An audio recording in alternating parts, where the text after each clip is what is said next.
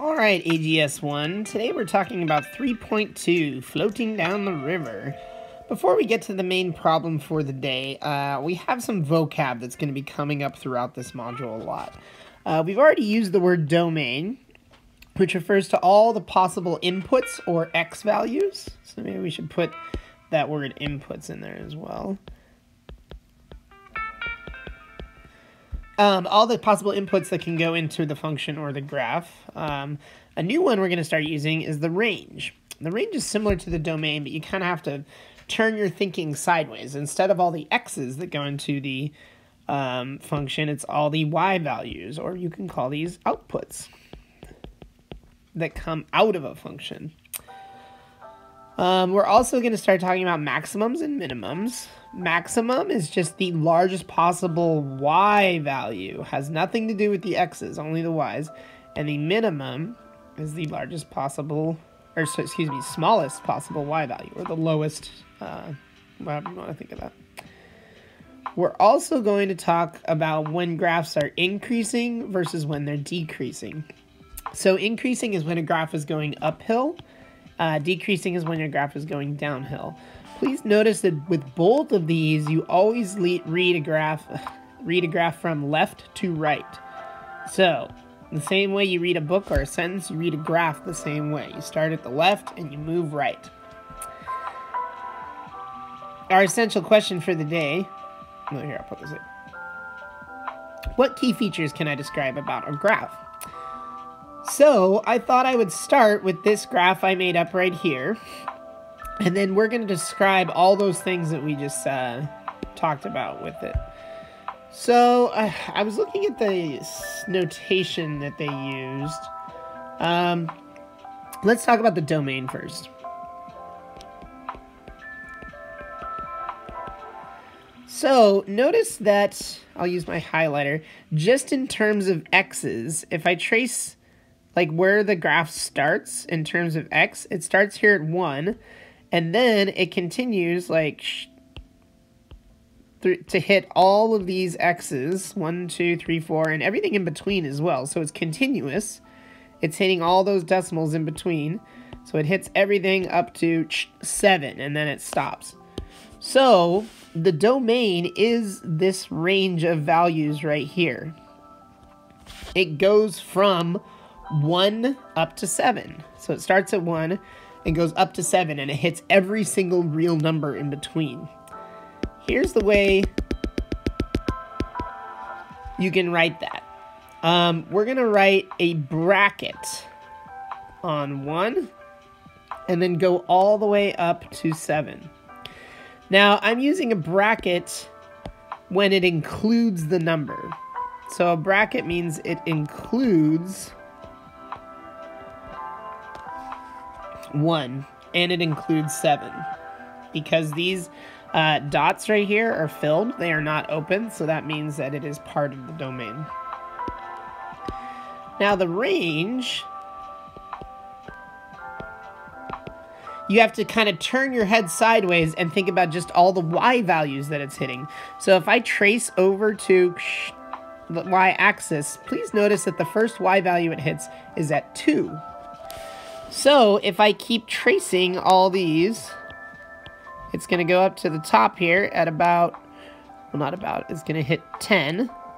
And then it comes back down, and it just kind of hits a lot of these y values again. So, the range is only these numbers. It's from 2 up to 10. Sorry, I went a little bit past 2, but yeah, it definitely starts at 2. You can always kind of like trace over from the top, see that it's here, here, so it goes from 2 to 10. So, let me get rid of all those. The range includes 2 and goes all the way up to 10. What was next? Increasing, decreasing? No, I think it was maximum and minimum. Maximum just has to do with the y values. So you look at the tallest the graph gets. The tallest it gets is right here at 310, and that is a y value of 10. So for the max, you just put the number 10.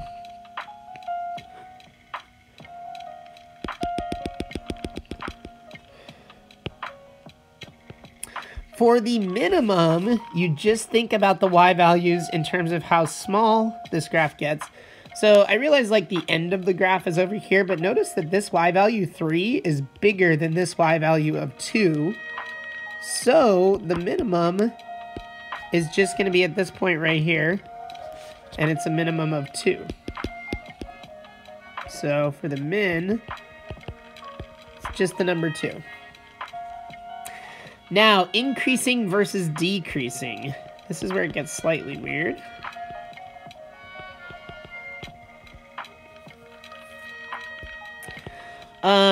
Increasing, if you read the graph left to right, is only where the graph is going uphill.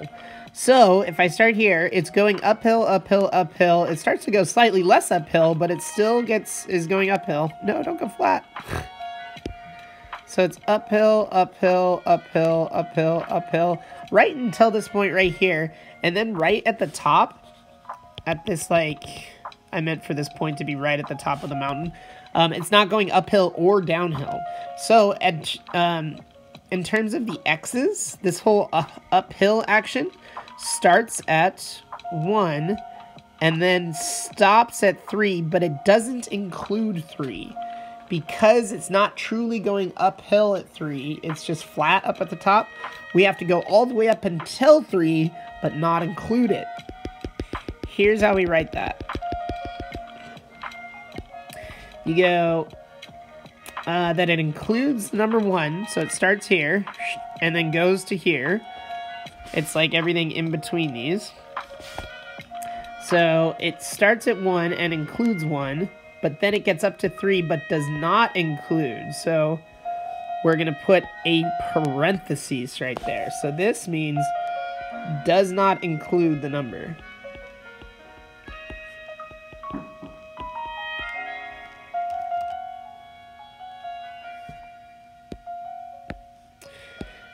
Now, decreasing, when it's going downhill, it's a similar situation where it goes downhill from here to here, but up here at the top, it's not in decreasing right at the top where it's flat, but at this endpoint, it still is decreasing right when the graph stops. So, just in terms of x's, that means it starts decreasing at 3 and stops decreasing at 7. So that's open parentheses 3, all the way up to 7, and it includes 7.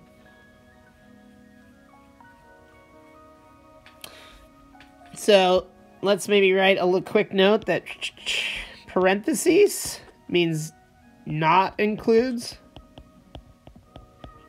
or not including, and brackets means including. Okay, let's do one big problem about these people floating down a river. So they're jumped in their inner tubes, they're floating down the river, and somebody notices that sometimes the water is pretty deep and sometimes it's more shallow. They kept a graph of it right here of like time in minutes happening on the x-axis and then depth of the water happening in on the y-axis. So the first thing that's kind of weird about this graph is like, even though these are positive numbers here, in order to kind of see how deep the river is, I decided to kind of make it like a negative axis right here for the depth. So we could actually look at the graph and see how, when it's deeper and when it's more shallow. So the first thing I'm going to do is I'm going to plot all these points. So the first point is 0, 4. Which means after 0 time of floating through the river, the depth was 4 feet. So 0, 4 is on the graph. Then at 10, it jumps down to 6, then 8, then 10 at 30, then back up to 6 at 40,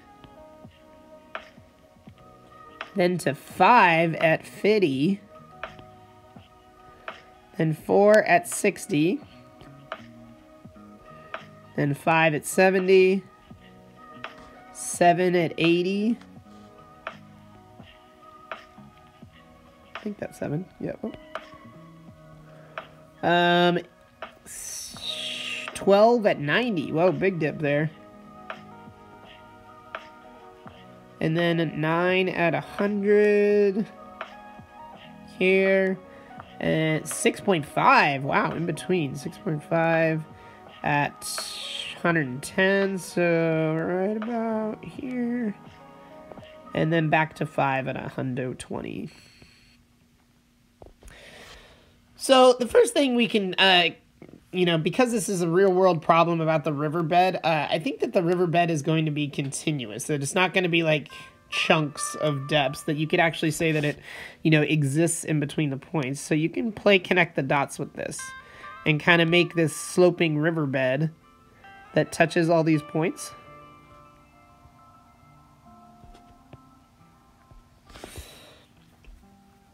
So, given this graph, we're going to talk about those 6 key features that we just did with the graph above. We're going to talk about when it's increasing, when it's decreasing, when it's at a maximum and when it's at a minimum, what the domain of the problem is, and what the range of the problem is. Okay, increasing. I see that it's going uphill here, but also going uphill here. So, for the domain, I guess I'll just use multiple colors of highlighters. That means that it's increasing from 30 to 60, but then again from 90 to 120. Now, at these little points here where it like bottoms out and then it tops out, it's not going to include those, and it's not going to include this either, because that's where it's like flat. But here it was still increasing, so we would include that point. So it increases from 30 to 60, not including the 2 points, but then it increases again from 90 to 120. So it doesn't include 90, but does include 120. Now, to show that both of those are portions where it's increasing, you're going to use what's called a union. So you're going to put a big U between these two things. So this is called a union. So that's how you kind of merge the two sections. Now, decreasing. Let's see. It's decreasing here, including the 4, but not, including the 0, but not including the 30. And then it decreases again from 60 to 90. So, decreasing, I should have left myself more room. It starts at 0, goes up to 30, doesn't include. Then we have to unionize that with 60 to 90. Doesn't include 60, doesn't include 90.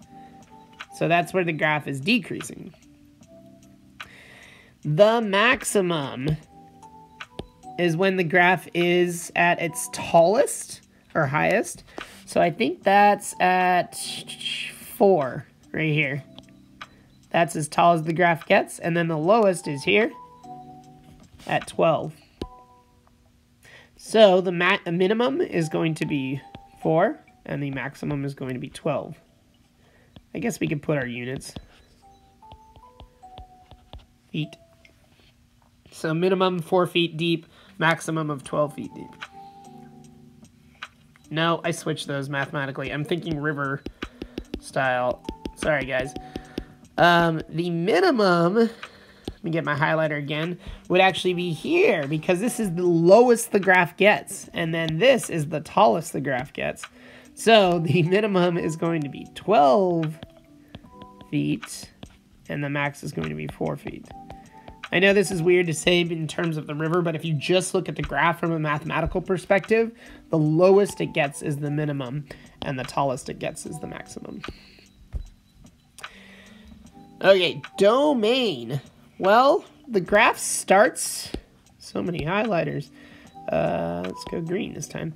The graph starts at 0, and then goes all the way up to 120, and then stops. So, for the domain, we're going to say that it's 0. Nope, we should do, it includes 0. 0 up to 120. And it includes 120. The range is only the y values. So, it goes from 4 down to 12. So it's only that range of y values that it lives between 4 and 12. So it includes 4, goes up to 12, and that is it. Okay, you guys. Good luck on the formative. Shoot me any email.